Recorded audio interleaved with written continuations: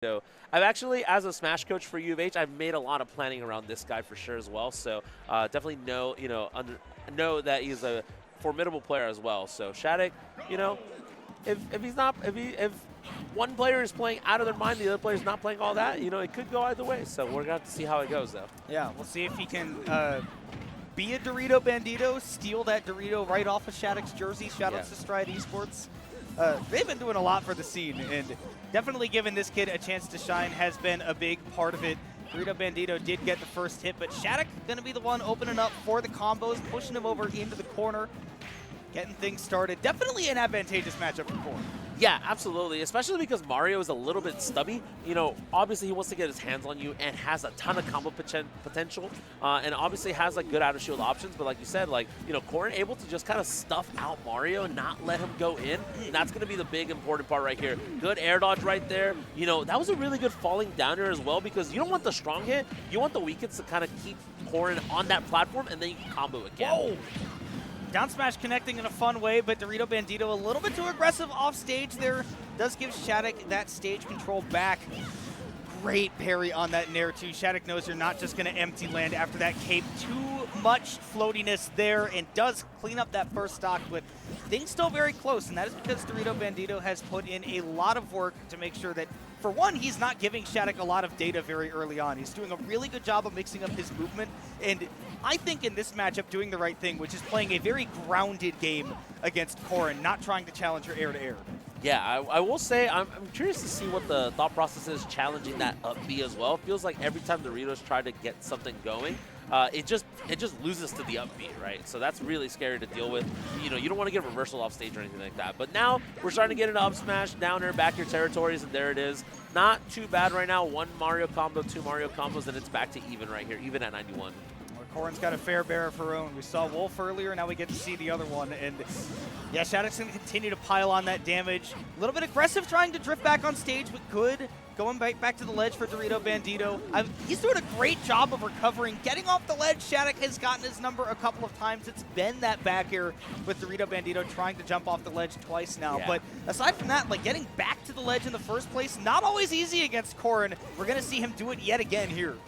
Yeah, oh, that was a fast button right there, trying to get something going. Still a little bit too jump happy, like you said. So that could come back to bite him right now in this last stock. We almost saw a potential quick gimp as well with that call out with the F smash as well. If you jumped a little bit early, are you dead? Uh-oh! On Pokemon Stadium 2, still not enough. Not a high enough percentage there on SHADIC. Went above the ledge, but DoritoBandito not ready to punish it.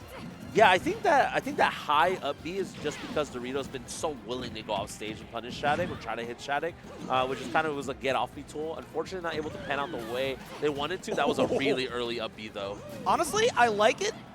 The percentages were not quite ripe to make that work, but I like the aggression. I like saying, hey, I'm playing against SHADIC. I need to make some big plays. I need to get this to last stock where Mario can do some crazy stuff, but not going to be able to find it. SHADIC with, it's not quite a perfect frame trap, but it was good enough that that first back air covered for the second one, taking that game one. But DoritoBandito definitely looking really impressive. I like the game plan that he's going up against SHADIC. Just a couple of big mistakes that he's been able to capitalize on so far. Yeah, it feels like the neutral was really good. I feel like the center stage gameplay is relatively okay because Dorito is finding, the Mario combos. We saw the combos all the way to the skies, not able to kill, but still getting a lot of damage. But definitely, like you mentioned earlier, not to sound like a broken record, the get-up options from the ledge turned out to be the big difference maker right there. Just a little bit too jump happy sometimes. I mean, it makes sense. You don't want to hang on ledge for too long because then you just get pinned. But you also, don't want to you don't want to show the same card every time. So, and SHADIC is a smart player. We'll remember those things. Well, that's what I was going to say, is that part of it is that, being at the ledge is not a good place to be. Your opponent is in the advantage there, and a good player in that position is going to be able to take advantage of it. SHADIC has done a really good job of identifying those options that DoritoBandito is going for, and at the timings that he's been able to throw out the boost to punish. And yeah, we're just going to have to see how this game 2 goes. We are going to Hollow Bastion. Normally not too bad of a stage for Corrin, but obviously Mario loves having access to that center platform. He may not get it back, though, because his jump is gone, gets hit by the Dragon Fang shot. SHADIC not dropping those edge guards. 30 seconds and 1 stock for the kid. Yeah, definitely not going to drop those at all. You know, you have to be really gosh. careful. The combos is still my going gosh. on. Are you going to get something right here? Oh, that pin would have been the cherry on top. Oscar, that sequence was so clean because most people, after hitting that second up air, would have just turned around and gone for a forward air to cash out for more damage. But SHADIC, he knows his character so well. He knows after he hit that second reverse up air, or that second up air, he's going to go for the reverse one, turn around and go for it so that he gets that frame trap set up. He can then turn around, get that nair like you saw, and knock the Mario all the way off stage. That is how many levels deep he is playing at. Yeah, absolutely. Definitely just playing a completely different game right now than the rest of us, and potentially a different game than DoritoBandito, and finds that option right there. Mixes it up, doesn't even go for, you know, the backer that was working, you know, so much earlier. Goes for that F smash to try to, you know, find something out. That's how confident he is in those ledge options. Look at the punish game from SHADIC too. And this is something that, honestly, I'm going to give credit. DoritoBandito has been doing that really well also. Looking for little resets in the punish game to keep things going. DoritoBandito's punish game has been pretty good in that aspect. Noticing those moments where he's probably not likely to cash out for very much, so he goes for a big reset.